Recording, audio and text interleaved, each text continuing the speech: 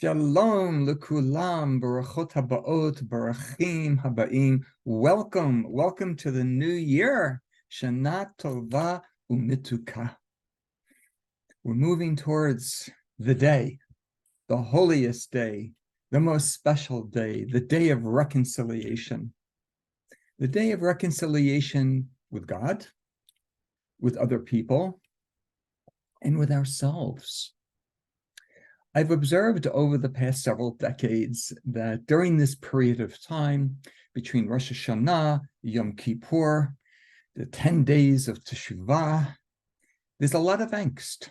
There's a lot of expectations. There's a lot of shoulds. I invite us all to take a step back and let us consider what it is that we can do, and perhaps what is missing from all the shoulds. Rabbi Lu suggests in his incredible book, may his memory be for a blessing, This is Real and You Are Completely Unprepared, he addresses self-forgiveness. He even believes that self-forgiveness is the pinnacle. This is the paramount place of the Teshuvah that is expected. I would like to say that we are invited to go deeper into ourselves and discover that part of us where we can forgive ourselves. That's so important. He writes that when we wish to wipe the slate clean, to finalize self-forgiveness, we need heaven. Chavre, we can't do this on our own. I could ask you to forgive me, you can ask me to forgive you, and it could happen. But he believes we need to have a sense of something or someone larger and beyond ourselves to do this work. And that's the holiness of Yom Kippur. The holiness, the day itself is a day of forgiveness. Yom Salchan, we call Yom Kippur, the day of forgiveness. And the essence of forgiveness is to be part of something much larger than us, much greater than us. This is what I would believe, this is what we are reclaiming. This is what we are returning to. This is what we are restoring, actually renovating, and of course, renewing. A moment of attachment, of experience, of being aware that we are part of something much larger than ourselves. And the source of that already has forgiven me. Isn't it time we forgive ourselves? Now, to do that, I want to bring a teaching in from one of my rabbis, Rav Shigar, who passed away not that long ago, in 2007, Israeli. And I'll read from a little mini bio of one of his books that was or a collection of some of his writings in Hebrew that was translated into English. The starkly innovative spiritual and educational approach of Rabbi Shimon Gershon Rosenberg, known as Rav Shigar, has shaped a generation of Israelis who yearn to encounter the divine in a world progressively at odds with religious experience, nurturing religious faith within a cultural climate of corrosive skepticism, possessing the rare ability to stare into the abyss of doubt with an unflinching gaze. Rav Shigar offers profound and often acutely personal insights that are in alignment and in harmony with existentialist philosophy, Hasidism, neo-Hasidism, and postmodernism. I'd like to share with you his teaching on a radical idea as he looks into his abyss. And I invite us to look into our abyss. What do we find there? How would you feel if someone said to you, I'm not going to tell you what you should do to prepare for Yom Kippur or what you should feel on Yom Kippur. I'm going to invite you to consider Ulai, perhaps, maybe. This is reminiscent of the phrase Emily Dickinson wrote, a poem, I dwell in possibility. However, I'm inviting all of us to remove these garments of expectation. It produces so much angst. And actually, we don't succeed with that type of pressure, both within and from without. Let us explore for a few moments what it is like to cultivate the Teshuvah of Ulai, of maybe. This is a translation by a friend, colleague, and teacher of mine here in Yerushalayim, Rabbi Ari Ze'ev Schwartz. And he asks, or Rav Shagar asks, can a person really do Teshuvah and change their life around? I mean, is that what Teshuvah is? And if it is, can we do it? Or will they forever be trapped in the negative lifestyle that they are currently in? Will next year be something substantially different from this year? I don't know. What do you think? What do you hope for? Or will the emptiness and mediocrity of the previous year melt into the upcoming year?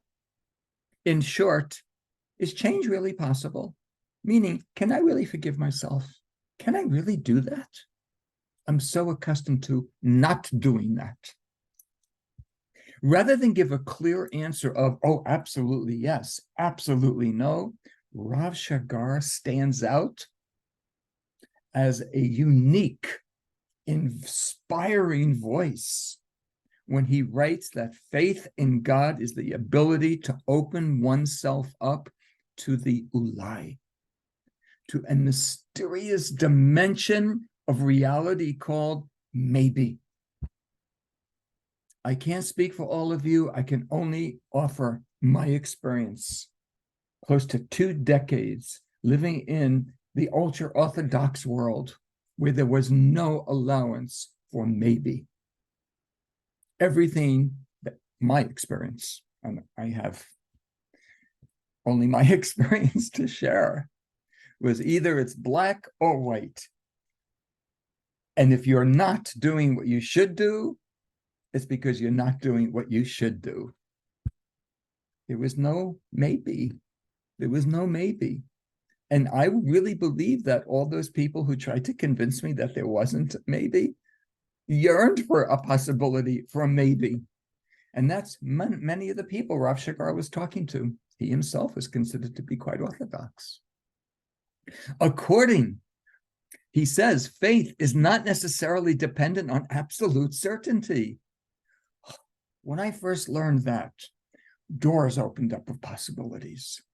Just the ulai, just the sense of maybe, the faith that a certain thing could perhaps come about, is the faith necessary for most matters in life.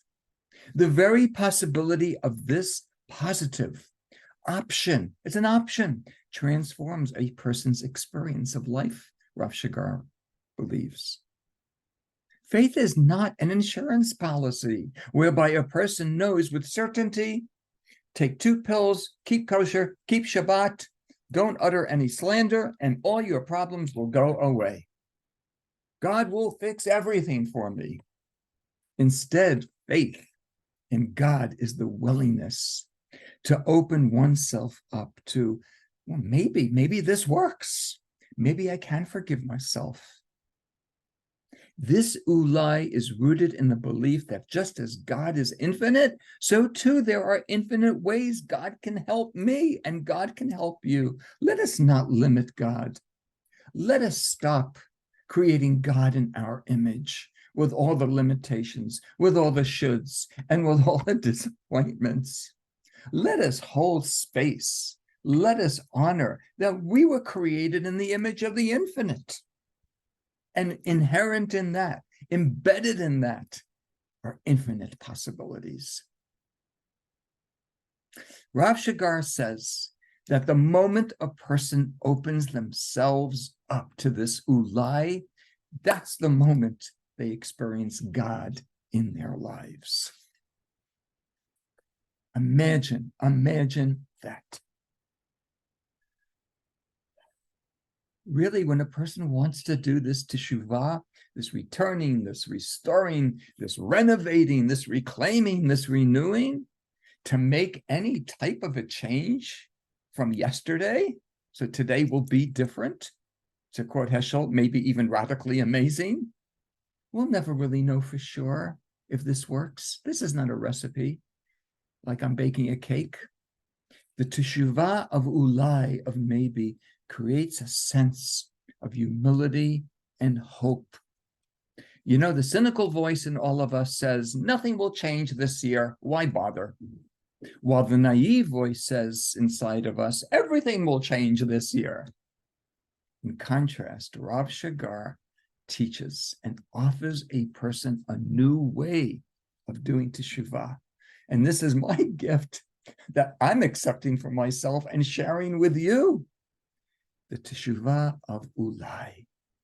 Show up in the realm with the vibrations, in the cloud of glory, the anana kavod of maybe. Indeed, the deepest transformation comes about not through the teshuvah of vadaut, of certainty. That leads to disappointment. It leads, in most cases, to failure. And it surely does not lead to self-forgiveness.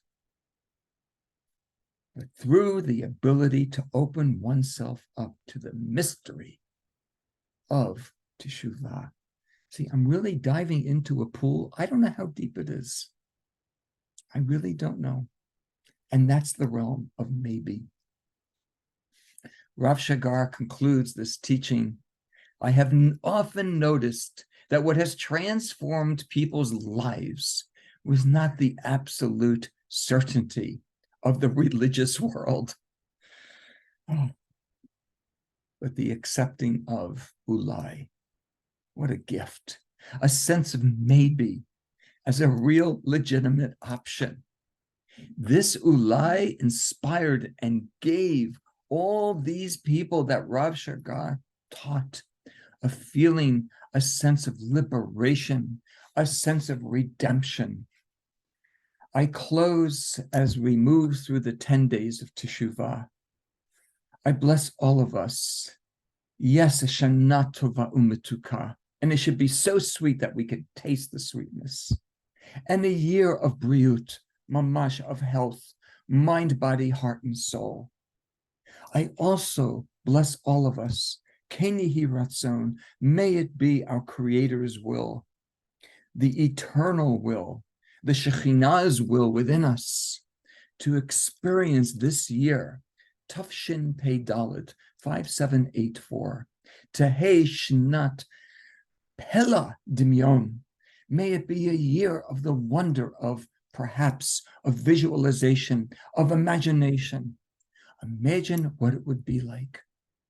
Imagine what it would be like to forgive yourselves as you move into the consciousness of hitkashrut, of connection, hitchabrut, another word for connection, of being together with, hitkarvut, of closeness, of nearness, hitlahavut, enthusiasm for life, to be with you, to be with all of you, the deeper you, the shallower you, and then everyone else's yous, and then the rest of all creation. Ken Yiratzon, let us dwell in the realm of Ulai. Shana Tova Umituka.